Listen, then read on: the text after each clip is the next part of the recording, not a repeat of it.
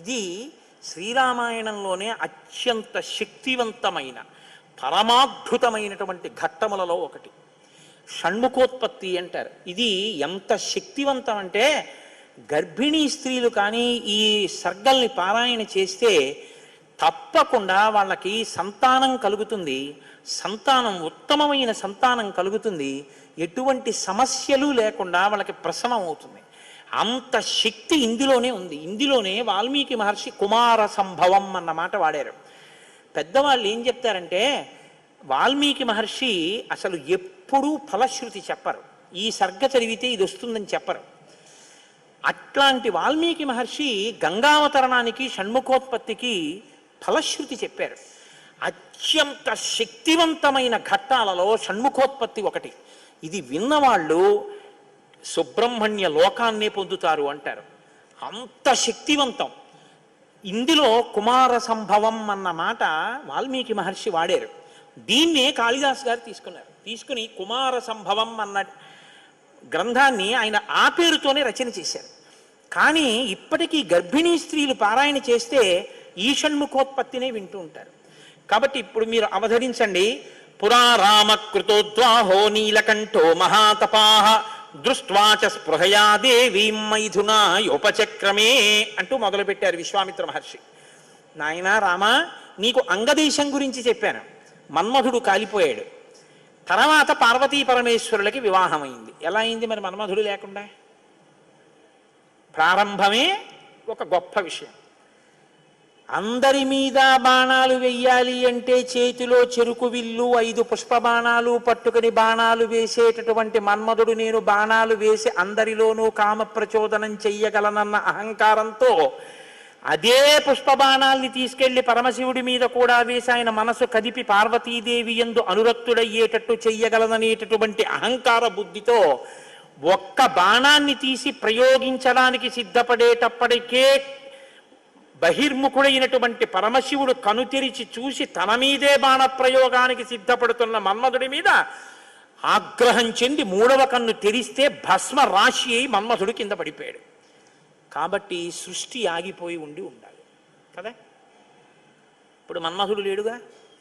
మరి అప్పుడు పార్వతీ కళ్యాణం ఎలా అయింది అంటే అమ్మవారు ఏం చేసిందంటే ఏ ఆయుధములను మన్మధుడు పట్టుకుంటాడో వాటిని ఆవిడ పుచ్చుకుంది. 5 పుష్ప బాణాలని చెరుకు విల్లు ఆవిడే పుచ్చుకుంది. కామాక్షి, కంచి కామాక్షి అదే కదండి, చేత్తో పట్టుకుంది. ఇదే మనం లలితాస్వరూపం యొక్క వర్ణన చెప్తే ఇదే చెప్తాం. రాగస్వరూప పాషాఢ్య క్రోధాకార అంకుశోజ్వల మనోరూపేక్షుకోదండ పంచతన్మాత్రశాయక. ఇప్పుడు ఆవిడ ఇలా పట్టుకుంటే ఇంతటి పరమశివుడు వశుడైపోయాడు. అయిపోయి తాళి కట్టాడు.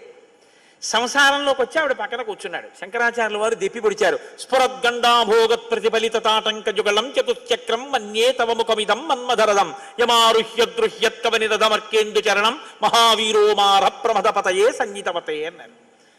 అయ్యా, నువ్వు ఎంత గొప్పవాడివైనా మా తల్లి చెరుకు విల్లు పుష్పబాణాలు పట్టుకునేటప్పటికీ లొంగవలసిందే. తాళి కట్టావా లేదా అమ్మ మెళ్ళలో? తాళి కట్టి అమ్మ పక్కకు వచ్చి అయ్యగా కూర్చున్నావు. ఇప్పుడు ఆవిడ శివకామ సుందరి.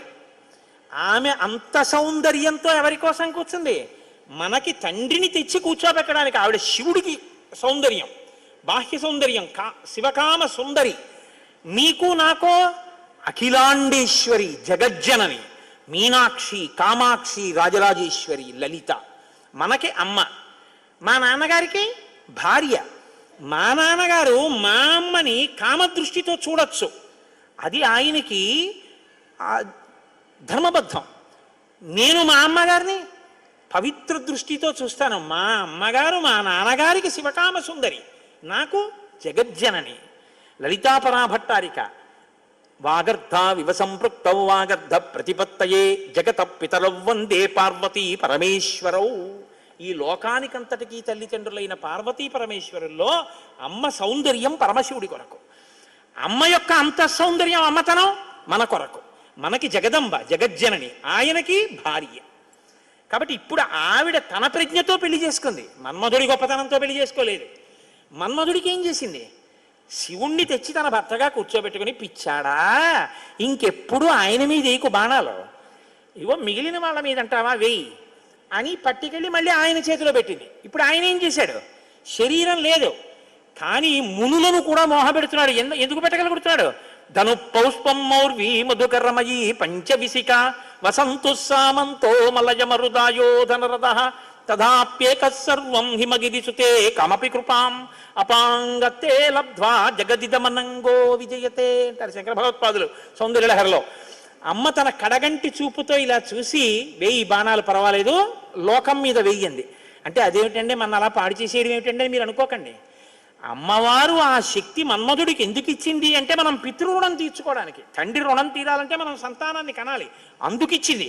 అంతేగాని అమ్మవారు మన్మధుడికి బాణాలు ఇచ్చిందండి నేను పాడైపోయానండి అని చెప్పడానికి నీకు ఇవ్వలేదు. నీకు ధర్మపత్ని ధర్మేచ అర్ధేచ కామేచ నాతిచరామి అని పుచ్చుకున్నావు, మరి తగలబడ్డానికి ఎందుగా మంత్రం, ఇంకా ఎందుక ప్రతిజ్ఞ, ఇంకా విచ్చలవిడితనంతో ఆబోతి తిరిగినట్టు తిరగమని కాదుగా నిన్ను లోకంలో సృష్టించింది అమ్మవారు. మన్మథ బాణం దేని కొరకు అంటే కేవలము నీ యొక్క పితృరుణం తీర్చుకోవడానికి అంతే. కాబట్టి ఇప్పుడు వివాహమైనటువంటి పార్వతీ పరమేశ్వరులు ఏకాంతంలో విహరిస్తున్నారు. పురారామకృతోద్వాహో నీలకంఠో మహాతపాః దృష్ట్వా చ స్పృహయా దేవీం మైథునాయోపచక్రమే. వాళ్ళిద్దరూ అలా క్రీడించడం మొదలుపెట్టి 100 దివ్య సంవత్సరాలు పూర్తయిపోయాయి. వాళ్ళిద్దరూ ఏకాంతంలోంచి బయటికి రాలేదు, వాళ్ళకి బిడ్డ పుట్టలేదు. దేవతలందరూ కలుసుకున్నారు. పార్వతీ పరమేశ్వరులు ఇద్దరూ కనపట్టలేదంటే కొత్తగా పెళ్ళయింది కదా, 100 దివ్య సంవత్సరాల నుంచి విహారం చేస్తున్నారు. ఒక చిత్రమైనటువంటి ఆలోచన వచ్చింది వాళ్ళకి. ఒరే, అసలు పార్వతీదేవే శక్తి స్వరూపిణి, పరమశివుడు తేజపుంజం మహానుభావుడు. ఇప్పుడు వాళ్ళిద్దరి యొక్క శుక్రశోణితములు కలిస్తే, తేజస్సులు కలిస్తే, ఈ లోకంలోకి ఒక కొత్త ప్రాణి వస్తే అసలు అటువంటి భూతమును అంటే అటువంటి ప్రాణిని మనం చూడడం కుదురుతుందా? అది ఎంత తేజోవంతంగా ఉంటుంది? ఎవరు వహిస్తారు ఆ భూతాన్ని? ఎవరు చూడగలరు ఆ ప్రాణిని? కాబట్టి మనం పరమశివుణ్ణి వెళ్ళి అడుగుదాం, మీరు రతిక్రీడ విరమించి బిడ్డల్ని కనద్దు అని అడుగుదాం అన్నారు. అయితే మీరు నన్ను మాట అడగచ్చు, ఏమండి బుద్ధి ఉందా అసలు ఈ మాట? వాళ్ళు అన్నారు అనుకోండి, మీరు ఎలా చెప్పారండి అని అడుగుతారు నన్ను. అసలు దేవతలకు ఎందుకండి ఈ వ్యవహారం? వాళ్ళు అలా ఎందుకు అనాలి? అలా అంటే మాత్రం దాన్ని మేము ఎలా అంగీకరించగలం ఈ విషయాన్ని? మీరు కంగారు పడిపోకుండా ఉండండి, నేను తర్వాత చెప్తాను ఎందుకు వస్తుందో. కాబట్టి ఇప్పుడు వాళ్ళందరూ కలిసి ఓ సమావేశం పెట్టుకున్నారు. నిజమే అంటే నిజమే. అందరూ కలిసి కైలాసానికి వెళ్ళారు. బయట నించుని పెద్ద కేకేశారు. ఏమని? దేవదేవ మహాదేవ లోకస్యాస్య హితేరత. ఓ దేవదేవ మహాదేవ, లోకమునకంతటికి రక్షించవలసిన వాడా అని కేకేశారు. వీళ్ళకి ఏం ఉపద్రవం వచ్చిందో ఆయన బయటకు వచ్చారు. ఆయన్ని చూడగానే వీళ్ళందరూ నేల మీద పడి నమస్కారం చేశారు. చని కైలాసముదొచ్చి శంకరుడి వాసద్వారముంజేరి ఈశుని జవ్వారుకు లడ్డుపడ్డ దళమంచుందొచ్చి కుయ్యో ముర్రో విను వాలింపుము చిత్తగింపుము దయన్ వీక్షింపుమన్ సంబుజానన ముఖ్యుల్కని రక్తరక్షణ కళా సంరంభునిన్ శంభునిన్ అంటారు పోతన గారు. అలా వీళ్ళందరూ ప్రణిపాతం చేశారు నేల మీద పడి. సురాణం ప్రణిపాతేన ప్రసాదం కర్తుమర్హసి నలోకాధారయిష్యంతి తవ తేజ సురోత్తమః అన్నారు. మహానుభావా, నీవు పార్వతీదేవితో కలిసి ఏకాంతంలో దివ్యక్రీడను అనుభవిస్తున్నావు. మీ ఇద్దరికి బిడ్డ పుడితే దుస్సహం, మేము తట్టుకోలేం. అందుకని నీ తేజస్సుని నీ తేజస్సులోకి అణిచేసేయి, ఆమె తేజస్సుని ఆమె తేజస్సులో అణిచివేయమను. మీ ఇద్దరూ ఒకరి పట్ల ఒకరు ఇటువంటి ఆభిముఖ్యం పొందకుండా తపస్సు చేసుకుంటూ కూర్చోండి అన్నారు. బ్రాహ్మేణ తపసాయుక్తో దేవ్యా సహ తపశ్చర త్రైలోక్యహిత కామార్థం తేజస్తే జసిధారయా. తేజస్సుని తేజస్సులో అణిచేసి ఇద్దరూ తపస్సు చేసుకోండి అన్నారు. ఎంత అక్కర్లేని విషయం అంటే ఇది. అంటే ఆయన అన్నాడు, తండ్రితనం అండి, తప్పకుండా మీకు అలాంటి ఇబ్బంది ఉంటుందంటే నేను ఇటువంటి భూతమును సృష్టించాను, అలాగే వెళ్ళిపోతాను. కానీ నేను ఇప్పటికి 100 దివ్య సంవత్సరముల నుంచి పార్వతీదేవితో క్రీడించాను. ఆ కారణం చేత దేవతానాం వచశ్రుత్వా సర్వలోక మహేశ్వర బాఢమిత్యత్ బ్రవీత్ సర్వాన్ పునశ్చేదమువాచ. మీరు చెప్పినట్టే చేస్తాను, నా తేజస్సుని నా తేజస్సులోకి అణిచేస్తాను. కానీ యదిదం క్షుభితం స్థానాత్ మమ తేజో హ్యనుత్తమం ధారయిష్యతి కస్మన్మే బ్రువంతు సురసత్తమాహ. ఇప్పటికే చాలా కాలంగా పార్వతీదేవితో నేను క్రీడించి ఉన్న కారణం చేత నా రేతస్థానం నుంచి తేజస్సు కదిలిపోయింది. ఇప్పుడు కదిలిపోయిన తేజస్సు పడిపోతుంది. నేను పార్వతీదేవి యందు వదిలిపెట్టద్దని మీరు అంటున్నారు. మరి నేను నా తేజస్సుని ఎక్కడ విడిచిపెట్టను, ఎవరు భరిస్తారు చెప్పండి అన్నారు. భరించడం అనేటప్పటికీ వాళ్ళు ఎవరు గుర్తొచ్చారో తెలుసా అండి? భూమి గుర్తొచ్చింది. అన్నీ ఆవిడేగా భరిస్తుంది, పాపం ఆవిడే భరించాలి. అందుకని వాళ్ళందరూ కలిసి ముక్తకంఠంతో భూమిని చూపించారు. చూపించి ఏవ ముక్తాః సురాః సర్వే ప్రత్యూచు వృషభధ్వజం యత్తేజక్షుభితం హే తద్దరా ధారయిష్యతి. ఈ భూమి భరిస్తుంది, దీని మీద వదిలేసేయండి. భూమి ఏమనాలి? అదేమిటయ్యా, ఆయన భార్య యందు ప్రవేశపెట్టబడవలసినటువంటి శివతేజస్సు నా మీద ఎలా విడిచిపెడతాడు? నేను ఎలా స్వీకరిస్తాను? భూకాంత, ఆమె స్త్రీ, భూదేవి నాలోకి ఎలా ప్రవేశిస్తుంది? శివవీర్యం దోషం అవుతుంది కదా, నేను పుచ్చుకోననాలి. ఆవిడ సంతోషించింది. శివవీర్యం నాలో ప్రవేశించడం అంటే అదృష్టం కదా అనుకుని తప్పకుండా పుచ్చుకుంటానని అనేటప్పటికీ పరమశివుడు ఏం చేశాడంటే ఏవ ముక్త సురపతి ప్రముమోచ మహీతలే తేజసా పృథివీయేన వ్యాప్త సగిరికానన. ఆయన తేజస్సుని భూమి మీద వదిలిపెట్టేశాడు. అది ఉత్తర క్షణం భూమి అంతటా పాకేసింది. పాకేసి పర్వతాల్లో, నదుల్లో, సముద్రాల్లో, చెట్లలో పరివ్యాప్తమైతే ఆ తేజస్సు యొక్క స్థితిని భూమి తట్టుకోలేకపోయింది. తట్టుకోలేక పెద్ద పెద్ద కేకలేసింది ఆవిడ. తతో దేవాః పునరిదం ఊచుశ్చాధ హుతాశనం ప్రవిశత్వం మహాతేజో రౌద్రం వాయు సమన్వితః. నా ఒళ్ళు మండిపోతోంది, దగ్ధమైపోతోంది నా శరీరం అంతా. శివవీర్యాన్ని నేను భరించలేకపోతున్నాను, దాని శక్తి నేను తట్టుకోలేకపోతున్నాను. కాబట్టి నేను విడిచిపెట్టేస్తాను, నాలోకి వచ్చిన వీర్యాన్ని దేనిలోకి విడిచిపెట్టను అని అడిగింది ఆవిడ. ఇప్పుడు దేవతలందరూ ఒకరి మొహాల్లో ఒకళ్ళు చూసుకుని అన్నారు, ఒళ్ళు మండిపోతోంది తట్టుకోలేనన్నావు కాబట్టి ఎవడు మండిస్తాడో వాడిలో వదిలేయన్నారు. అంటే అగ్నిహోత్రుల్లో వదిలేయమన్నారు. అంటే ఇప్పుడు ఆవిడ ఏం చేసింది? తనలో పడినటువంటి శివవీర్యాన్ని అగ్నిహోత్రుల్లోకి వదిలిపెట్టేసింది.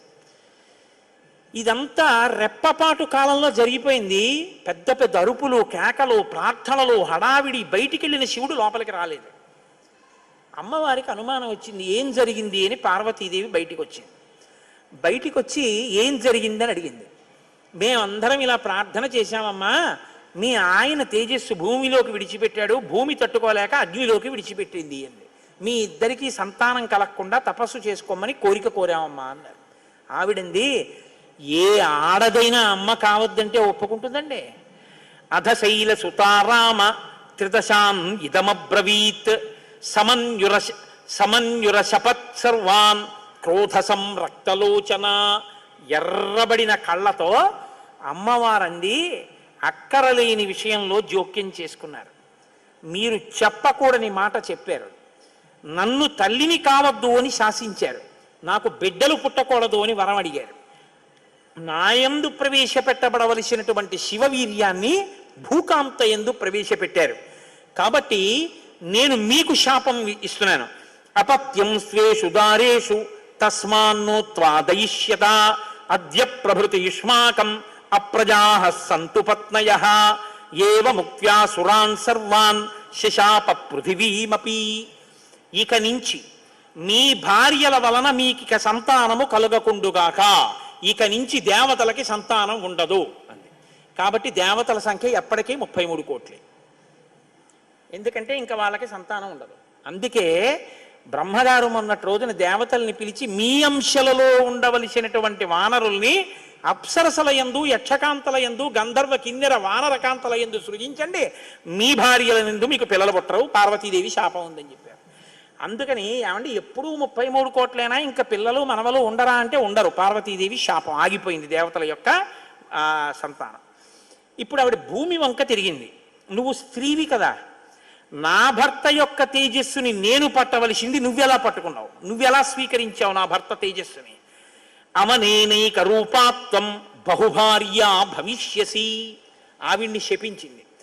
నువ్వు ఒక్క రూపంతో ఉండవు, భూమి అని పిలవబడినా నీకు అనేకమైనటువంటి స్థితి కలుగుతుంది. ఒక చోట చౌటు నేల, ఒక చోట నల్ల నేల, ఒక చోట ఎడారి, ఒక చోట పంట పండే నేల, ఇలా నువ్వు రకరకాలుగా అయిపోతావు. అంతేకాదు బహుభార్య భవిష్యసి, నీకు ఒక్క భర్త ఉండడు. నీ భర్త కానివాడి వీర్యం నువ్వు పుచ్చుకున్నావుగా, నీకు ఇంకా ఎంతమంది భర్తలో లెక్కుండదు. అందుకే రాజ్యాన్ని పాలించిన వాడందరూ భూమిపతులే. ఎంతమంది ఆవిడికి భర్తలు లెక్కలేదు. కారణం ఏమిటంటే పార్వతీదేవి శాపం.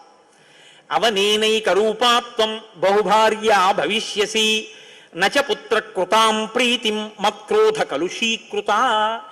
ఏ ఆడదైనా కోరుకునేది ఏమిటంటే భర్త వలన కొడుకుని కనాలి, ఆ కొడుకు పేరు ప్రఖ్యాతులు తేవాలి, తల్లి సంతోషించేటట్టు ప్రవర్తించాలని కోరుకుంటాడు. ఏ తల్లి ఈ లోకంలో ఏ ఒక్కటి సహించదో అది నీ యందు నిజమగుగాక. ఏ తల్లి అయినా ఏది సహించలేదు, ఎంత తప్పైనా సహిస్తుంది. కానీ అమ్మ వంక ఆడదాన్ని చూసినట్టు చూశాడు అనుకోండి కొడుకు, అమ్మ మాత్రం ఒక్కనాటికి క్షమించదు. ఇంకా అమ్మలో ఆడతనాన్ని చూడకూడదు. ఇంకంతకన్నా పవిత్రంగా మాట్లాడడం కష్టం, ఇంకంతకన్నా నేను దిగి మాట్లాడను. కాబట్టి అమ్మతనాన్నే చూడాలంతే కొడుకు. కానీ నీ విషయంలో ఏమవుతుందో తెలుసా, నీ కొడుకులందరూ నీకు భర్తలు అవుతారు. అందుకే భూమిపతి పతే, ఆయన తర్వాత ఆయన కొడుకు, ఆయన భూమిపతే. ఎంత దారుణం అండి అది. ఒక ఆయన పరిపాలిస్తున్నాడు, ఆయన భూమిపతి, ఆయనకి కొడుకు పుట్టాడు. ఇప్పుడు భూమికి ఆయన ఏమవ్వాలి? కొడుకు. ఆ భూమిపతి వెళ్ళిపోయాడు, ఇప్పుడు ఈయనేమవుతాడు? ఈయన భూమిపతే, తన కొడుకు తనకి భర్త. ఇంతకన్నా దారుణమే ఉంది? ఇది పార్వతీదేవి శాపం. కాబట్టి నచ పుత్ర కృతాం ప్రీతిం మత్క్రోధ కలుషీకృత ప్రాప్యసిత్వం సుదుర్మేధే మమ పుత్రమనిచ్చతి. నాకు బిడ్డలు కలగకుండా చేశారు కాబట్టి మీరు ఈ శాపం అనుభవించండి అని వాళ్ళు లోపలికి వెళ్ళిపోయారు. ఇప్పుడు వీళ్ళందరూ ఇలా వేళ్ళు విరిచారు. ఒరే అక్కర్లేని విషయంలో జోక్యం చేసుకున్నాను రా, ఎవడ్రా ఈ మాట చెప్పింది అసలు అన్నారు. వాడు ఉంటాడేమిటి ఇంకక్కడ. ఇప్పుడు అందరూ భారంగా తలకాయలు ఉంచుకుని ఇళ్ళకెడితే వీళ్ళ శిఖలు ఎవరు పట్టుకుంటారు? ఒరే ఎందుకు వెళ్ళావురా నువ్వు, నీ వల్ల నాకు ఇంకా బిడ్డలు కలగరని వాళ్ళు పట్టుకుంటారు. కాబట్టి ఇప్పుడు వాళ్ళందరూ ఇళ్ళకెళ్ళారు. సగత్వా తప అతిష్టత్ పార్శ్వే తస్యోత్తరే గిరే హిమవత్ ప్రభవే శృంగే సహదేవ్యా మహేశ్వర. హిమాలయ పర్వత ప్రాంతంలో పార్వతీ సహితుడై పరమశివుడు మాత్రం హాయిగా కూర్చుని తపస్సు చేసుకుంటున్నాడు. ఇంకా వాళ్ళిద్దరికీ బిడ్డలు పుట్టకూడదు అన్నారుగా, అందున ఆయన వెళ్ళి తపస్సు మొదలెట్టాడు. గొడవ ఎక్కడొచ్చింది? ఇక్కడతో ఏమైపోలేదు గొడవ. తారకాసురుడని వాడు బయలుదేరాడు. వాడికి తెలిసే విషయం, ఇక పార్వతీ పరమేశ్వరులకి బిడ్డలు పుట్టరని, దేవతలకి బిడ్డలు పుట్టరని తెలుసు వాడికి. వాడు బ్రహ్మగారి గురించి తపస్సు, వాడు చాలా తెలివైనవాడు. వాడు నాకు చావుద్దన్నాడు, అది కుదరదన్నాడు ఆయన. అయితే పార్వతీ పరమేశ్వరులకు కొడుకు పుడితే వాళ్ళ చేతిలో చచ్చిపోతానన్నాడు. బ్రహ్మగారు ఏమంటారు? తథాస్తు. వీళ్ళే అడిగారు పార్వతీ పరమేశ్వరుల్ని, వాళ్ళిద్దరూ తపస్సుకి వెళ్ళిపోయారు. ఇప్పుడు వెళ్ళి మీ ఇద్దరు బిడ్డలు కనండి అన్నారు అనుకోండి, ఇంకేమైనా ఉందా? వద్దన్నావు, అన్ని శాపాలు ఇచ్చేసింది ఆవిడ. అంటే మీరు బాగా గమనించండి, ఏదైనా ఆడది భరిస్తుంది, కానీ ఆడదాని అమ్మతనానికి, ఆడదాని భర్తృత్వాన్ని పంచుకోవడానికి ఇంకో ఆడదొస్తే మాత్రం ఈ లోకంలో సహించడం అన్నది ఉండదు. అది ఈ జాతి క్షమించలేదు. ఇది రామాయణం యొక్క తీర్పు. కాబట్టి ఇప్పుడు వీళ్ళు వెళ్ళి అడగలేరు పార్వతీ పరమేశ్వరుని. కొడుకు పుడితే తప్ప వీళ్ళకి బతుకులేదు. ఎందుకని? వీళ్ళని చాలా బాధ పెట్టేస్తున్నాడు తారకాసురుడు. కాబట్టి ఇప్పుడు ఏం చెయ్యాలో అర్థం కాక పార్వతీ పరమేశ్వరులను అడగలేక చతుర్ముఖ బ్రహ్మగారి దగ్గరికి వెళ్ళారు. వెళ్ళి, అయ్యా ఎలాగండి పార్వతీ పరమేశ్వరులకు కొడుకు పుడితే తప్ప మేము రక్షింపబడం, ఇప్పుడు పుట్టే మార్గం ఏమైనా ఉందా అని అడిగారు. అడిగితే ఆయన అన్నారు, శైలపుత్ర్యా యుదుక్తం తత్ న ప్రజా సంతు పత్నిషు తస్యావచనమక్లిష్టం సత్యమేతన్న సంశయ.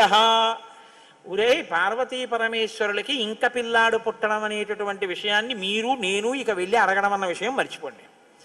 పోనీ మన దగ్గర శివుని యొక్క తేజస్సు ఉంది ఇంకాను. అగ్నిహోత్రుడు పుచ్చుకుని ఉంచాడుగా, అగ్నిహోత్రుల్లో ఉందిగా. అంటే యాపిల్ పండు ఫ్రిడ్జ్లో పెట్టుకున్నట్టు అగ్నిహోత్రుడి దగ్గర ఉంది అది.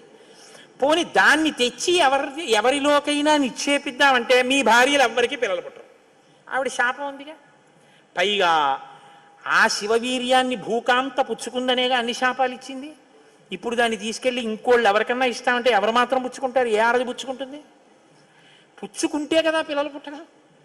పార్వతీదేవి వెళ్ళి అడగలేము, పోనీ శివవీర్యం ఉందని ఇంకో స్త్రీలో ప్రవేశపెట్టలేము. ఎలా ఆలోచించి ఆయన తక్కువడండి చతుర్ముఖ బ్రహ్మగారు అంటే. నేను అందుకే బ్రహ్మ నన్ను బ్రహ్మగారు అంటుంటాను. ఆయన సలహా లేకపోతే లోకం లేదు, మన ఉపన్యాసమే లేదు. ఆయన అన్నారు, ఇయమాకాశగా గంగా యస్యాం పుత్రం హుతాశన జనయిష్యతి దేవానాం సేనాపతి మరిందమం జ్యేష్ఠా శైలేంద్ర దుహిత మానయిష్యతి తత్సుతం ఉమాయాస్తబ్బహుత హుమతం భవిష్యతి న సంశయః. ఉమాయాస్తబ్దహుమతం భవిష్యతి న సంశయః. హిమవత్ పర్వతం ఉందే, హిమవంతుడు, ఆయనకి 2 బిడ్డలు ఉన్నారు. పెద్దమ్మాయి పేరు గంగ, రెండో అమ్మాయి పార్వతి. పెద్దమ్మాయి దేవతా స్త్రీలలోకి రాదు, ఆ అమ్మాయి స్వర్గలోకంలో ప్రవహిస్తోంది. ఇప్పుడు తనకి బిడ్డలు పుట్టలేదన్న బాధ ఎప్పుడు పోతుందంటే, తన భర్త యొక్క వీర్యం తన అక్కగారిలోకి ప్రవేశించి బిడ్డ పుడితే తన అక్క కొడుకు తన కొడుకేగా. అందుకుని కొంచెం మనసు కుదుటపరుచుకుని పోన్లే బిడ్డ పుట్టాడని సంతోషిస్తుంది. అక్క జోలికి వెళ్ళదు, ఎందుకంటే కొంచెం ఆప్యాయత అన్నదోటి ఉంటుంది. అక్క కొడుకు తన కొడుకే అవుతాడు కాబట్టి. కాబట్టి మనం పార్వతీదేవి కోప్పడకూడదంటే ఆ గంగాదేవి యందు ఈ శివవీర్యాన్ని నిక్షేపించాలి. ఇప్పుడు శివవీర్యం ఎవరి దగ్గర ఉంది? అగ్నిహోత్రుడి దగ్గర ఉంది. ఇప్పుడు అగ్నిహోత్రుడు ఏం చేయాలి? గంగాదేవిలో విడిచిపెట్టాలి. గంగాదేవి ఒప్పుకోవద్దు. కాబట్టి మీరు ఏం చేయాలి? మీరేగా వెళ్ళి ప్రార్థన చేశారు, మీరే వెళ్ళి అగ్నిహోత్రుడిని గంగని ప్రార్థన చేయండి అన్నారు. ఇప్పుడు గంగాదేవి దగ్గరికి వెళ్ళి, అమ్మ ఏమనుకోవద్దు, శివవీర్యం అగ్నిహోత్రుడి దగ్గర ఉంది, నువ్వు అది బుచ్చుకో అంటే చీ నోర్మొయ్యి అంటే. అందుకని ఈ మాట ఎవరు చెప్పాలో ఒక్క పురుషుడు చెప్పాలి. పురుషులందరూ వెళ్ళి చెప్తే అసహ్యంగా ఉంటుంది. మీరు వెళ్ళి అగ్నికి చెప్పండి, అగ్ని వెళ్ళి ఆవిడికి చెప్తారని. ఎందుకంటే ఇంత ఇబ్బంది అంటే, ఇది గట్టిగా చెప్పుకునేది కాదు, ప్రయత్నం చేస్తున్నారు. పార్వతీ పరమేశ్వరులకి పుత్రుడు కలిగేటట్టు తెలిస్తే చంపేతలు పారేస్తాడు ఆయన తారకాసుడు. అందుకని ఎవరికీ తెలియకుండా జరగాలి ఈ పని అంతాను. ఇప్పుడు వీళ్ళందరూ కలిసి అగ్నిహోత్రుడి దగ్గరికి వెళ్ళారు. అయ్యా ఎంత గొప్ప సలహా చెప్పావు, ఏదో ఓ కారు చీకటిలో కాంతిరేఖ, కఠినమైన సాక్ష్యానికి సూక్ష్మమైన రంధ్రం దొరికాయి, ఇక మేము అల్లుకుంటాం కథ అన్నారు. తచ్చుత్వా వచనం తస్య కృతార్థ రఘునందన ప్రణిపత్య సురాసర్వే పితామహమపూజయన్. బ్రహ్మగారికి పూజ చేసి నమస్కారం చేసి బయలుదేరి అగ్నిహోత్రుడి దగ్గరికి వెళ్ళారు. వెళ్ళి ఆయనతో అన్నారు, దేవకార్యమిదం దేవ. ఇప్పుడు మాట్లాడడం కొంచెం జాగ్రత్తగా మాట్లాడడం మొదలెట్టారు. ఇది దేవకార్యం, ఏదో మేము సరదాగా నువ్వు పట్టుకెళ్ళి అక్కడ విడిచిపెట్టు ఇలాంటి మాటలు చెప్పడానికి రాలేదు. నీకు పిల్లలు పుడితే నాకెందుకు, పుట్టకపోతే నాకెందుకు, ఇలాంటి వాటిల్లో ఇక మేము జోక్యం చేసుకోం, బుద్ధి వచ్చింది మాకు. కాకపోతే ఇది దేవకార్యం. ఇప్పుడు ఈ పిల్లాడు పుట్టకపోతే వీపులు పగిలిపోతున్నాయి తారకాసురుడి వల్ల, అందుకుని పుట్టాలి పిల్లాడు. కాబట్టి సంవిధత్సహుతాశన శైలపుత్ర్యాం మహాతేజో గంగాయాం తేజవుత్సృజ. నీలో ఉన్న శివ తేజస్సుని పట్టుకెళ్ళి గంగలో విడిచిపెట్టు. గంగ పుచ్చుకుంటే, గంగకి కొడుకు పుడితే ఆ పిల్లవాడు పార్వతీ పరమేశ్వర పుత్రుడి కిందకు వస్తాడు. ఎందుకంటే పార్వతీదేవి అంగీకరిస్తుంది కాబట్టి. ఆ పిల్లవాడికి సేనానాయకత్వం ఇద్దాం, వాడు సేనాధిపతి అయితే వాడి చేతిలో తారకాసురుడు చచ్చిపోతాడు. అందుకని నువ్వు వెళ్ళి గంగను అడుగన్నారు. ఇప్పుడు పుచ్చుకునేటప్పుడు అప్రసన్నమైన మనస్సుతో ఆవిడ పుచ్చుకుంది అనుకోండి, ఇది ఎక్కడ చికాకు వచ్చిందిరా అని. అప్రసన్నమైన మనస్సుతో కానీ అలా పుచ్చుకుంటే తేజోవంతుడైన బిడ్డ సంభవించాడు. కాబట్టి ఆవిడ ప్రసన్నంగా పుచ్చుకోవాలి. అంటే ఆవిడ ప్రసన్నంగా పుచ్చుకోవడానికి యోగ్యమైన రీతిలో ఆవిడికి చెప్పాలి. కాబట్టి ఆయన వెళ్ళి చెప్పాడు అగ్నిహోత్రుడు, గర్భం ధారయ వైదేవి దేవతానాం ఇదం ప్రియం అన్నాడు. అమ్మా నువ్వు గర్భం ధరించాలమ్మా, ఆవిడ కన్య, భర్త లేడు, మరి నువ్వు గర్భం ధరించాలంటే అందావిడ దేవతానాం ఇదం ప్రియం. అమ్మ దేవకార్యం ఇది, అందుకుని నిన్ను అడుగుతున్నాను తప్ప ఇంకో మాట అనుకో కుష్మా తల్లి. అందుకని ఆవిడ అర్థం చేసుకుంది, ఓహో ఇంతకన్నా ఇప్పుడు లోకాన్ని రక్షించడానికి మార్గం లేదు, కాబట్టి శివ తేజస్సుని నాలోకి తీసుకుంటాను. తస్య తద్వచనం శ్రుత్వా దివ్యం రూపమధారయత్. ప్రసన్నంగా తీసుకుంది అనడానికి గుర్తు దివ్యమైన రూపాన్ని ధరించి శివ తేజస్సుని తనలోకి తీసుకుంది. ఇప్పుడు వీళ్ళ బాగా గమనించండి, సుబ్రహ్మణ్యోత్పత్తి అంటే ఎటువంటిదో తెలుసా అండి? 33 కోట్ల మంది దేవతలు ఇలా ఎదురు చూస్తున్నారు. ఇప్పుడు కాని శివవీర్యం ఎందుకో పనికి రాకుండా పోయిందనుకోండి, గంగ కానీ అయ్యి బాబాయ్ నేను భరించలేకపోతున్నానని వదిలే అవతల పారేసింది అనుకోండి, అంతే. ఇక శివవీర్యం లేదు, ఎందుకంటే ఉన్న శివవీర్యం పాడైపోయింది. కాబట్టి ఇక పుత్రుడు కలగడం. ఇక పుత్రుడు కలగకపోతే ఇక ఎప్పటికీ అసలు దేవతల యొక్క రాజ్యం అన్నది ఇక రాదు, తారకాసురుడే ఉంటాడు. కాబట్టి ఇక మీరు నేను పురాణం చెప్పుకోవడం ఇప్పటికీ ఉండదు, ఆయనే పరిపాలిస్తుంటాడు కదా. కాబట్టి ఇప్పుడు ఆ గంగ వల్ల బిడ్డ పుట్టాలి, వీళ్ళందరూ ఉత్కంఠతో ఎదురు చూస్తున్నారు. గంగ గర్భం ధరించి బిడ్డని కంటుందా? ఇది ఇంత చల్లటి గంగమ్మలోకి శివవీర్యం వెళ్ళింది. వెళ్ళగానే ఆవిడ ఇప్పుడు పెద్ద కేకేసింది, అయ్య బాబోయ్ ఈ శివవీర్యం యొక్క వేడికి నా నీరు ఉడికిపోతోంది, నేను భరించలేకపోతున్నాను, దీన్ని వదిలేస్తున్నాను. ఎక్కడ వదిలేనని వీళ్ళందరూ నీరసపడిపోయారు. అయ్యయ్యయ్యయ్యో మన ప్రణాళిక పోయింది అనేటప్పటికి తస్య తద్వచనం శ్రుత్వా దివ్యం రూపమధారయత్ దృష్ట్వా తన్మహిమానం. ఆ తర్వాత సమంతతస్తదా దేవీం అభ్యసించిత పావకః సర్వశ్రోతాంసి పూర్ణాని గంగాయా రఘునందన తమువాచ తతో గంగా సర్వతే దేవ పురోహితం అశక్తాధారణే దేవ తవ తేజస్ సముద్భవం దహ్యమానగ్నినాతేన సంప్రవ్యధితతే ససా. ఇప్పుడు నేను ఈ తేజస్సుని ఎక్కడ వదిలిపెట్టేను, నా సర్వాంగములు క్షోభించిపోతున్నాయంది ఆవిడ.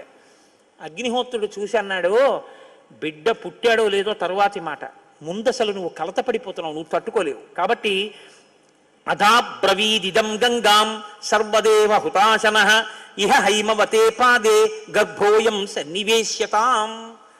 అదిగో ఆ హిమాలయ పర్వత ప్రాంతముల యొక్క పాదముల యందు తీసుకెళ్ళి నీలో ఉన్నటువంటి శివ తేజస్సుని విడిచిపెట్టేసేయాలి.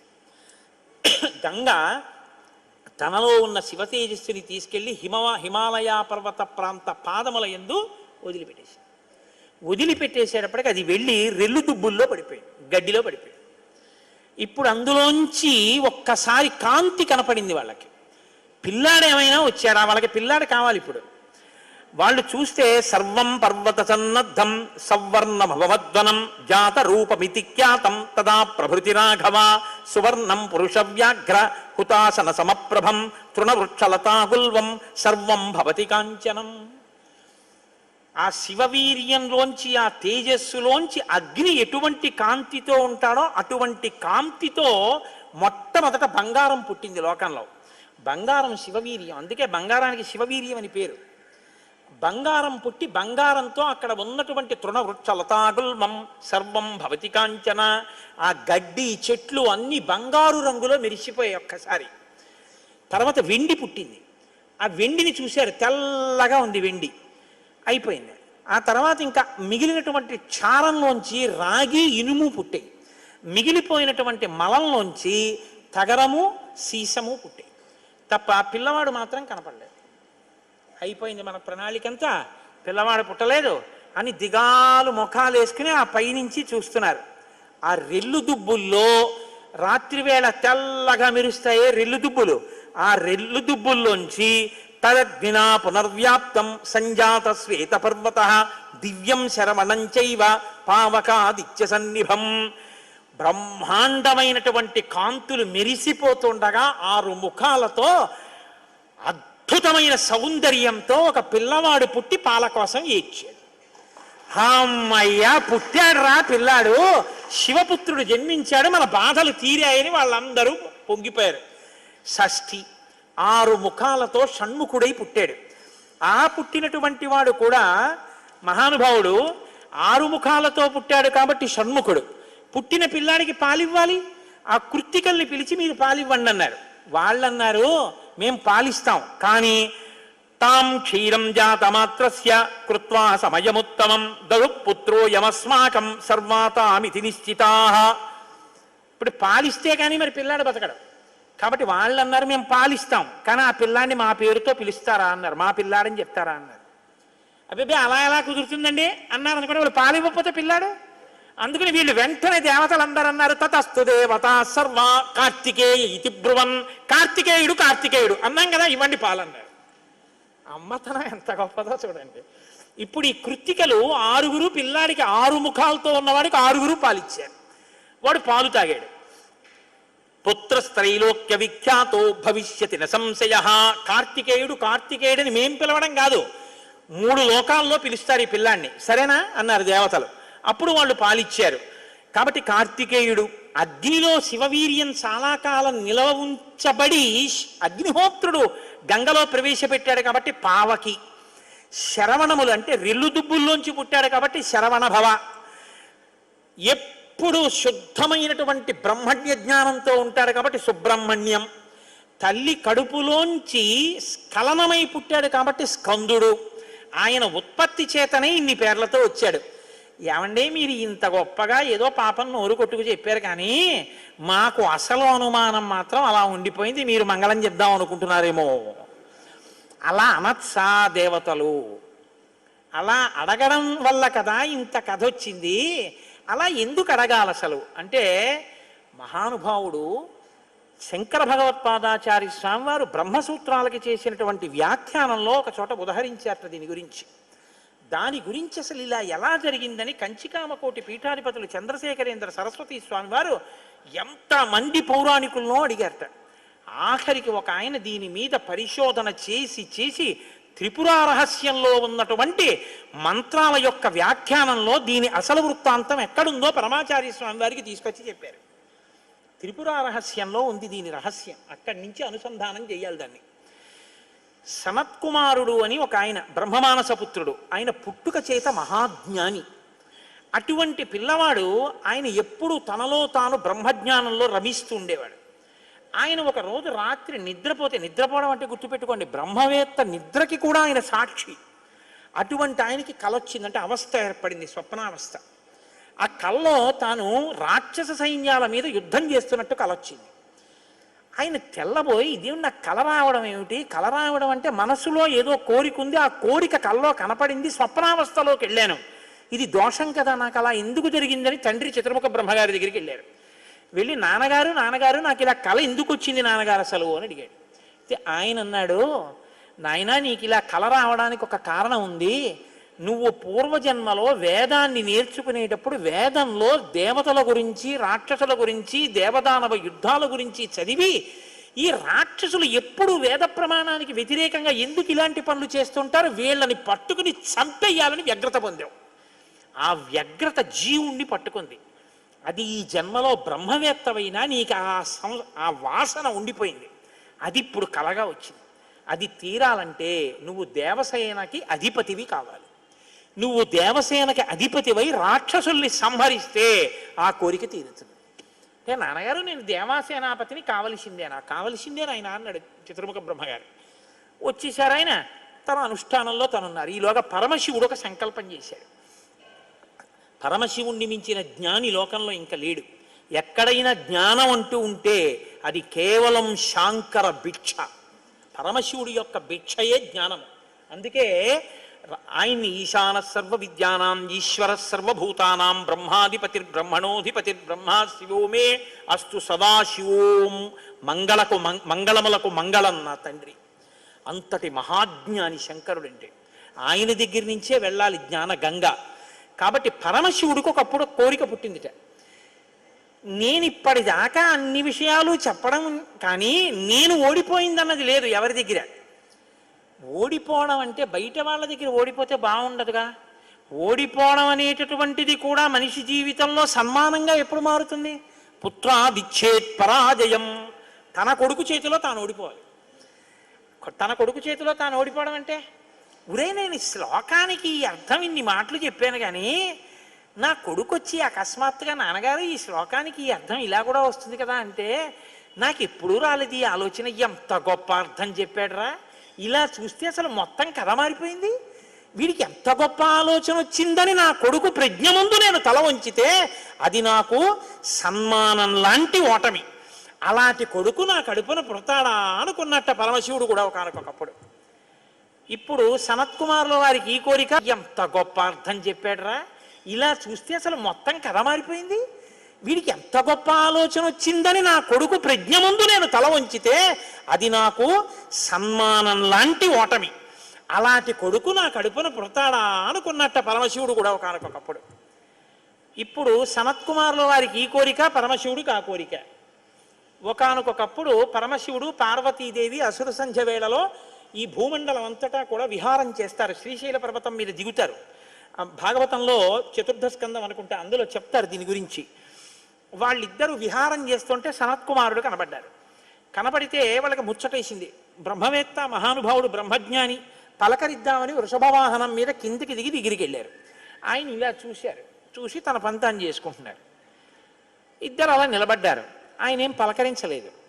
పలకరించకపోతే పరమశివుడు అన్నాడు, ఏమయ్యా, లోపల సంతోషించాడు ఇది బ్రహ్మవేత్త అంటేని, ఏమయ్యా ఇంతసేపటి నుంచి నించున్నావు, కనీసం నువ్వు పలకరించలేదు మమ్మల్ని అన్నారు. ఏంటి నువ్వు కొత్తగా కనపడ్డావు ఏమిటి? నాకు లోకమంతా నువ్వు తప్ప ఇంకోటి కనపడితేగా, నువ్వే కనపడుతున్నది. బ్రహ్మవేత్తకి ఏం కనపడుతుందండి? విశ్వం కనపడదు, విశ్వనాథుడు కనపడతాడు. లోకం కనపడదు, లోకేశ్వరుడు కనపడతాడు. కాబట్టి నాకు కనపడుతున్నదే నువ్వు, ఇవాళ కొత్తగా కనపడ్డావు ఏమిటి? నాకు ఎప్పుడు నువ్వేగా కనపడదు, కొత్తదనం ఏముంది, అందుకని అలా కూర్చున్నాను అన్నాడు. లేచి నిలబడి మాట్లాడకుండా అలా మాట్లాడితే శపిస్తాను తెలుసా అన్నాడు. శపిస్తే ఏమవుతుంది స్వామి? దేహానికి ఏమైనా బాధ కలుగుతుంది. అది నేనైతేగా, నేను ఆత్మని. ఆత్మకి శాపం ఏముంటుంది? ఆత్మయే నేను, నేనే నువ్వు, ఉన్నది ఒక్కటే, దానికి శాపం లేదు స్వామి, అందులో నా భయం లేదన్నారు. ఓహో, ఏమి ద్వంద్వాతీతుడవరా మహానుభావ, ఇది బ్రహ్మజ్ఞానం అంటే. కాబట్టి నిన్ను చూసి నేను మురిసిపోతున్నాను, నీకేదైనా వరం ఇస్తాను పుచ్చుకో అన్నారు. ఆయన అన్నారు, వరం ఇస్తావా? మళ్ళీ ఇదో మోహం, వరం ఇవ్వడం శాపం ఇవ్వడం ఏమిటి ద్వంద్వాలు? నాకేం అక్కర్లేదు, నీకేమైనా కావాలా నేను ఇస్తానన్నారు. అంటే పరమశివుడు అన్నాడు, ఈ మాట నీతో అనిపించడం కోసమే ఇంతసేపు నించున్నాడు. నీలాంటి కొడుకు కావాలి, నువ్వు నాకు కొడుకు అవుతావా అన్నారు. అంటే సనత్కుమారుడు అన్నాడు, నీకే కొడుకునవుతానన్నాడు. అంటే పార్వతీదేవి అంది, ఏది అక్కే అంత దీర్ఘం ఇస్తున్నావు? నీకే కొడుకునవుతానంటా ఏంటి? నీకే కొడుకునంటే నాకు కొడుకువే అంది. అదొక్కటి అడక్కమ్మా అన్నాడు. అదేమయ్యా, అదేమిటి? నీలాంటి కొడుకు పుడుతుంటే నా కడుపున పుట్టకపోవడం ఏమిటి? అమ్మా, ఎంత పార్వతీదేవివైనా తల్లి, నేను ఒక కడుపున పుట్టడం అంటే అమ్మా, తల కింద పెట్టి కాళ్ళు పైకి పెట్టి 9 నెలలు అమ్మ కడుపులో పడుకుని యోని ద్వారంలోంచి బయటికి రాలేనమ్మా. శివకుమారుడిగా పుడతాను, నీకు కుమారుణ్ణే తప్ప అమ్మ నీ కడుపున మాత్రం పుట్టనన్నాడు. అంటే ఆవిడ చిన్న బుచ్చుకుంది. అయ్యయ్యో, నేను కూడా కలిసి అడగకపోవడం వల్ల వచ్చింది, కానీ నా కోరిక నువ్వు ఇంకొకలా తీర్చాలంది ఆవిడ. ఎలా తీర్చనమ్మా అని అడిగారు. నేను ఒకానొకప్పుడు భస్మాసురుడు పరమశివుడి గురించి తపస్సు చేసి వరములు పొందాడు. నేను ఎవరి తల మీద చెయ్యి పెడితే ఆయన భస్మం అయిపోవాలని పరమశివుడు వరం ఇచ్చాడు. నీ మీదే పరీక్ష చేస్తానని పరమశివుడు వెంటబడ్డాడు. పరమశివుడు ఏదో ఒక హేళ, ఆయన ఒక చాలా విచిత్రంగా ప్రవర్తిస్తూ ఉంటాడు. లోకానికి ఒక పాఠం చెప్పడం కోసం వస్తామండి, చేతకాని వాడయ్యని మీరు అనుకోకూడదు. ఇప్పుడు నేను మళ్ళీ శివమహాపురాణానికి అంతటికి వ్యాఖ్యానం ఎక్కడ చేయను? కాబట్టి ఆయన పరిగెడుతున్నట్టు నటించాడు. ఆయన పరిగెడుతున్నట్టు నటిస్తే నేను వెంటబడి చంపితే బాగుండదు. భర్త పరిగెడుతున్నట్టుంటే నే కాసేపు కనపడకుండా ఉంటే పోతుందని ఆవిడేం చేసిందంటే తన శరీరాన్ని నీటిగా మార్చి ఒక సరోవరం కింద మారిపోయింది. అదే శరవణ తటాకం. ఆ శరవణ తటాకం హిమవత్ పర్వత ప్రాంతంలో ఉంది. నువ్వు నా కడుపున పుట్టకపోయినా ఆఖరణ పుట్టేటప్పుడు మాత్రం ఆ శరవణ తటాకం దగ్గర నుంచి పుట్టాలి. నీ మంత్రం కూడా ఆ తటాకం నా పేరు మీదే ఉండాలి. అందుకే ఆయన మంత్రం శరవణ భవ సుబ్రహ్మణ్యుడికి. అంటే ఆయన అన్నాడు, అమ్మ తప్పకుండా, అలా నేను పరమశివుని యొక్క తేజస్సు చేత నీ తటాకంలోంచి పుడతాను. పంచభూతాత్మకం పరమశివ లక్షణం కదా. అందుకని పృథివీస్వరూపంగా, అగ్నిస్వరూపంగా, వాయుస్వరూపంగా, జలస్వరూపంగా, ఆకాశస్వరూపంగా 5 స్వరూపాలతో పార్వతీ పరమేశ్వర సమాగమ స్వరూపంగా శివశక్తుల యొక్క సమ్మేళనానికి పుట్టినటువంటి మెరుపు తీగల లోకంలో బ్రహ్మజ్ఞానాన్ని బోధ చెయ్యడం కోసమని, దేవసేనాపతిని కావడం కోసం, రాక్షస సంహారం చెయ్యడం కోసం మీకు పుత్రుడిగా పుడతానమ్మా అని సనత్కుమారుల వారు పరమశివుడికి వరం ఇచ్చారు. అందుకని ఆ వరం నెరవేరాలంటే పార్వతీ పరమేశ్వర సమాగమం జరిగి పార్వతీదేవిలోకి వెళ్ళకూడదు తేజస్సు. దేవతల సంఖ్య కూడా అనంతంగా పెరిగిపోతే రేపొద్దున్న ఉపాసనలు కష్టం అవుతాయి. అందుకని నాటకీయ సన్నివేశం సృష్టింపబడాలంటే దేవతలు వెళ్ళి ప్రార్థన చేయాలి. ప్రార్థన చేసి శివతేజస్సు భూమి మీద పడాలి. అది అగ్నిహోత్రంలోకి వెళ్ళాలి. ఇది పంచభూతాత్మకమై ఆయన షణ్ముఖ స్వరూపంతో పైకి రావాలి. వచ్చి స్వామి అని పేరు పెట్టుకోవాలి. స్వామి అన్న పేరు కేవలం సుబ్రహ్మణ్యుడిది. మనం వెంకటేశ్వర స్వామి అంటాం, మంచిదే, నేను తప్పని నేను అంటలేదు. కానీ ఒక్క స్వామి అంటే మాత్రం సుబ్రహ్మణ్యుడే. ఎక్కడెక్కడ సుబ్రహ్మణ్యుడి పేరు చెప్తామో, ఎక్కడెక్కడ తలుచుకుంటామో అక్కడక్కడ సంతానమునకు ఏ విధమైన ప్రమాదం రాదు. సుబ్రహ్మణ్యుడికి నమస్కారం చేస్తే కుజగ్రహ దోషం కూడా ఉపశమిస్తుంది. ఎక్కడెక్కడ షణ్ముఖుణ్ణి ఆరాధన చేస్తారో అక్కడ ఐశ్వర్యం పరిడవిల్లుతుంది. పక్కన ఉన్నటువంటి తమిళ దేశం, ద్రవిడ దేశంలో అంత ఐశ్వర్యం వచ్చింది, అన్ని పరిశ్రమలు వచ్చాయంటే కారణం ఏమిటో తెలుసా అండి? సుబ్రహ్మణ్యారాధన. వాళ్ళు విపరీతమైన సుబ్రహ్మణ్యారాధన చేస్తారు. సుబ్రహ్మణ్య ఆరాధనం చేసినా, షణ్ముఖుడికి ప్రదక్షిణం చేసినా, ఆయనకి నమస్కారం చేసినా జ్ఞానము, ఐశ్వర్యము, సంతానము, సంతానమునకు క్షేమము, ఆయువు, ఆరోగ్యము అన్నీ కలుగుతాయి. అంత శక్తివంతమైనటువంటి సర్గ ఈ షణ్ముఖోత్పత్తి సర్గ. అందుకే వాల్మీకి మహర్షి ఎప్పుడూ కూడా అసలు ఫలశ్రుతి చెప్పరు. కానీ ఈ షణ్ముఖోత్పత్తి గురించి చెప్పిన తర్వాత, అందుకే షణ్ముఖుడికి ఉన్న గొప్పతనం ఏమిటో తెలుసా అండి? ఆయనకి ఒక గొప్ప విజయాన్ని సాధించాడు షణ్ముఖుడు ఒక్కడే. శైవ వైష్ణవాలు రెండూ కూడా వియ్యవందేట్టు చేశాడు. శ్రీవల్లి, దేవసేన ఇద్దరు శ్రీ మహావిష్ణువు యొక్క కుమార్తెలు. ఆయన మేనల్లుడు కదండి, మరి ఏదో పండగ సెలవులకు ఇంటికి వచ్చాడు. ఇంటికి వస్తే లక్ష్మీదేవి ఆయన్ని చూసి అందిట, మురుగన్ అంది. మురుగన్ అంటే మేనల్లుడు అని. మరుమగన్ అన్నట్టు విష్ణువు. మరుమగన్ అంటే చాలా అందగాడు అన్నట్టు. ఇద్దరు అలా అనుకోవడం ఎందుకో తెలుసా అండి? మన పిల్లలకు బాగుంటాడు. వల్లి, దేవసేన ఇద్దరిని ఇచ్చి సుబ్రహ్మణ్యేశ్వర స్వామి వారికి కళ్యాణం చేశారు. వల్లి, దేవసేన ఇద్దరిని తనకి భార్యలుగా చేసుకున్నాడు కాబట్టి శైవ వైష్ణవాలు రెండు సుబ్రహ్మణ్యుడి వల్లే వియ్యం ఉంది. అంతటి మహానుభావుడు ఆయన. మహాజ్ఞాని, యుక్తకేశుడై గుండుతో గోచి పెట్టుకుని నిలబడి ఉంటాడు. అందుకే సుబ్రహ్మణ్య క్షేత్రాల్లో స్వామి వలయలో అలా నిలబడి ఉంటాడు. ఆయన ప్రణవానికి అర్థం చెప్తే పరమశివుడంతటి వాడు తెల్లబోయి, ఎంత గొప్పగా చెప్పావురా అన్నట్టు. నాన్నగారు అలా అంటే కుదరదు, ఇది ప్రణవరహస్యోపదేశం కదా, మీరు కూడా మడి కట్టుకుని వచ్చి శిష్యుడిగా కూర్చోండి చెప్తానన్నట్టు. ఒరే ఎంత బాగా చెప్పావురా అని వచ్చి కూర్చుని విన్నట్ట. శివుడంతటి వాడు ఇంత బాగా చెప్పగలిగిన కొడుకు పుట్టాలని కదా కోరుకున్నాడు. ఆత్మాదిచ్చేత్ పుత్రాదిచ్చేత్ పరాజయం. తండ్రి గారికి ఆ కోరిక తీరిందటువంటి బ్రహ్మజ్ఞాని పుట్టాడు. ఆయనే తరువాతి కాలంలో కేవలం పాలు తాగి పెద్దవాడైపోయాడు అంతే. అయిపోగానే ఆయన్ని దేవసేనకి తీసుకొచ్చి పట్టాభిషేకం చేసేశారు. సేనాధిపతి అయిపోయాడు. తారకాసుర సంహారం చేశాడు. దేవతలందరూ సంతోషించారు. అమ్మ అందమంతా మూర్తీభవించి ఉంటుంది. అందుకే ఇంతంత బుగ్గలు, ఎర్రటి మనిషి, ఆహారాలు, చిన్న పట్టుబట్ట, ఎప్పుడు అమ్మ శక్తి అంతా చేతిలో శూలంగా పట్టుకుని ఆ కుక్కుట ధ్వజం, ఆ నెమలి మీద కూర్చుంటే ముద్దులు మూట కడుతూ ఎంత అందంగా ఉంటాడో.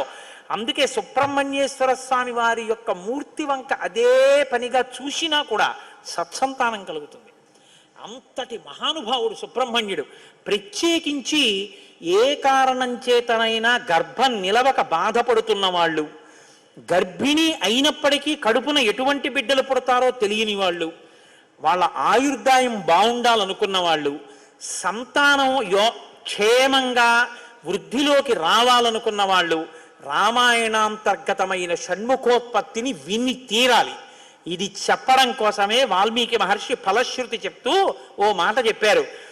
ఏష తే రామ గంగాయ విస్తరో విహితో మయా కుమార సంభవశ్చైవ ధన్యః పుణ్యస్తథైవ చ.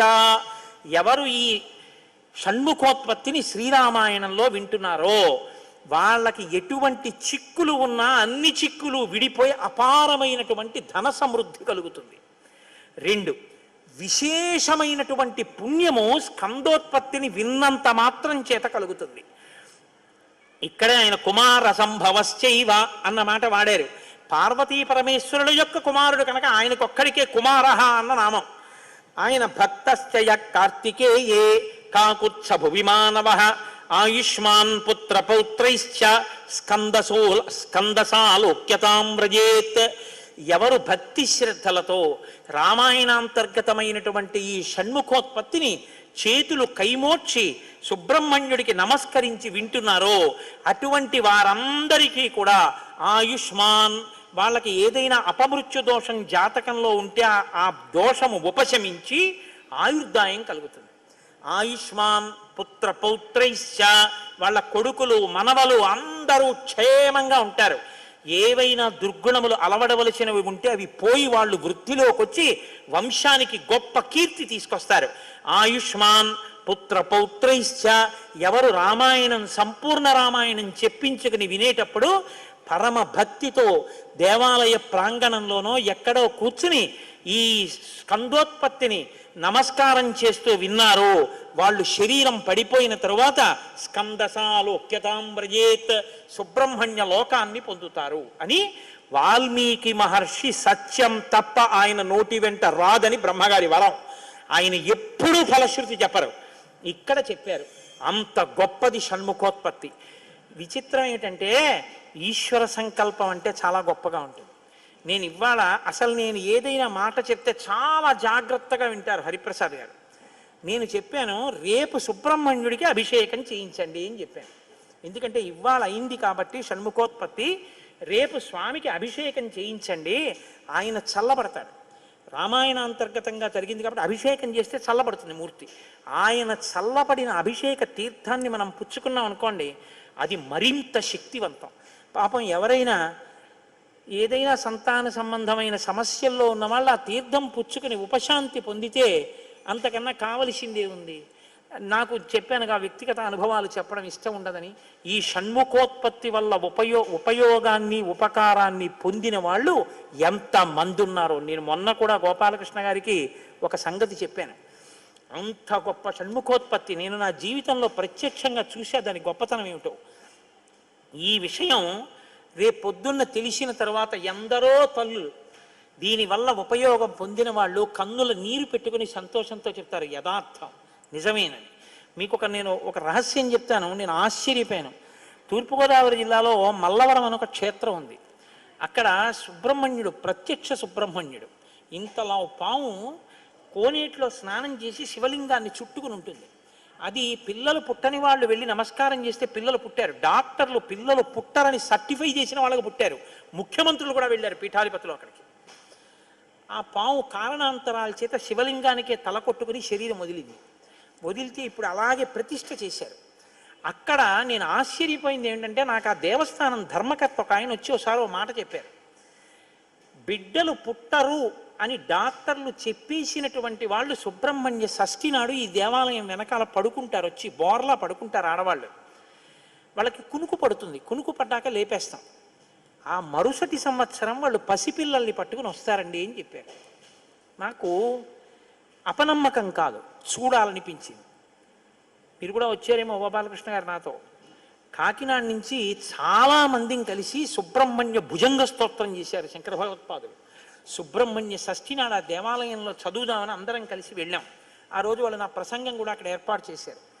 మీరు నమ్మరు, నేను తెల్లబోయానండి.